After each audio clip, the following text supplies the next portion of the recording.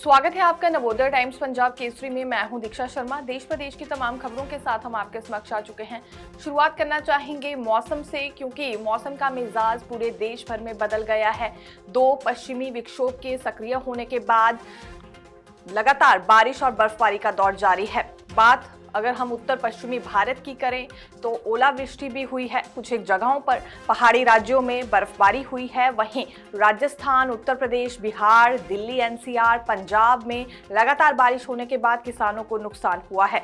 10 अप्रैल तक मौसम का मिजाज कुछ ऐसा ही बना रहेगा, ये आईएमडी की ओर से अलर्ट जारी किया गया है। फिलहाल बारिश और ओलावृष्टि थमने का नाम नहीं ले रही है।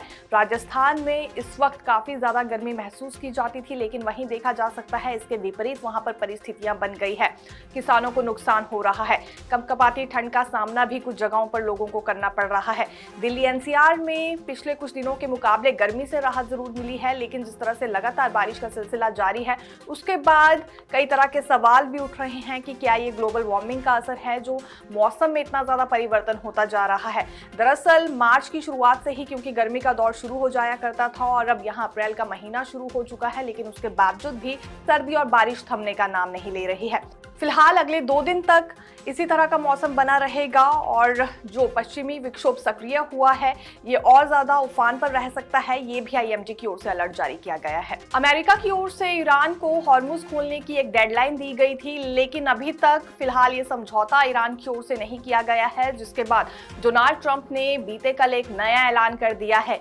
एक ही रात में हम पूरे ईरान को खत्म कर सकते हैं, ये डोनाल्ड ट्रंप ने ऐलान किया है और ये आज की रात भी हो सकती है। यदि जल्द से जल्द हॉर्मुज नहीं खोला जाता है और ये राहत नहीं दी जाती है या समझौता करने के लिए ईरान तैयार नहीं होता है तो पूरी तरह से ब्रिज और पावर प्रोजेक्ट्स पर हमला कर दिया जाएगा अमेरिका की ओर से। ये डोनाल्ड ट्रंप ने ऐलान कर दिया है एक प्रेस कॉन्फ्रेंस में और ये भी स्पष्ट कर दिया है कि कुछ ही क्षणों में पूरे ईरान को तबाह करने की शक्ति अमेरिका रखता है।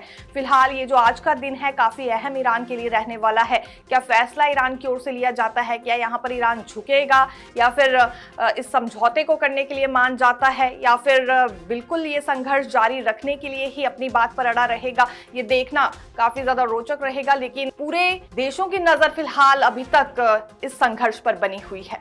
ट्रंप ने ईरान में फंसे अमेरिकी पायलट को बचाने वाले ऑपरेशन को ऐतिहासिक बताया। उन्होंने कहा, मैंने अमेरिकी सेना को आदेश दिया था कि हमारे बहादुर सैनिकों को सुरक्षित घर लाने के लिए जो भी जरूरी हो वह किया जाए। उन्होंने कहा, यह बहुत जोखिम भरा फैसला था क्योंकि हमने 1 से 2 पायलट को निकालने के लिए 100 जान को दांव पर लगा दिया था। ट्रंप ने इसे हाल के दशकों में सबसे खतरनाक ऑपरेशनों में से एक बताया। संघर्ष के बीच ईरान के विदेश मंत्री ने भारत के विदेश मंत्री एस जयशंकर को फोन किया। इसी बीच एस जयशंकर की ओर से क्या नसीहत ईरान को दी गई है, ये आपको बताते हैं। पश्चिम एशिया में जारी संघर्ष पर स्थिरता और सुरक्षा बहाल करने के प्रयासों के बीच भारत ने युद्ध रोकने की दिशा में प्रयास कर रहे अंतर्राष्ट्रीय और क्षेत्रीय प्रयासों के समर्थन को दोहराया है। विदेश मंत्री एस जयशंकर ने अपने ईरानी समकक्ष सईद अब्बास अराक्ची के साथ बातचीत में भारत की इस प्रतिबद्धता को स्पष्ट किया। ईरान की ओर से सोमवार को जारी बयान के अनुसार दोनों नेताओं के बीच हुई बातचीत में क्षेत्र की मौजूदा सुरक्षा स्थिति और तनाव कम करने के उपायों पर चर्चा हुई। जयशंकर ने वेस्ट एशिया में शांति और स्थिरता बनाए रखने की आवश्यकता पर जोर देते हुए चल रहे कूटनीतिक प्रयासों का समर्थन किया। अगली जानकारी नवजोत कौर सिद्धू से जुड़ी लेकर आए हैं, क्योंकि कांग्रेस के निष्कासन के बाद भाजपा में भी इनकी बात नहीं बनी और अब नई पार्टी का ऐलान यहां नवजोत कौर सिद्धू की ओर से कर दिया गया है। पूर्व क्रिकेटर और कांग्रेसी नेता नवजोत सिंह सिद्धू की पूर्व विधायक पत्नी नवजोत कौर ने अपने नए सियासी संगठन भारतीय राष्ट्रवादी पार्टी का ऐलान कर दिया है।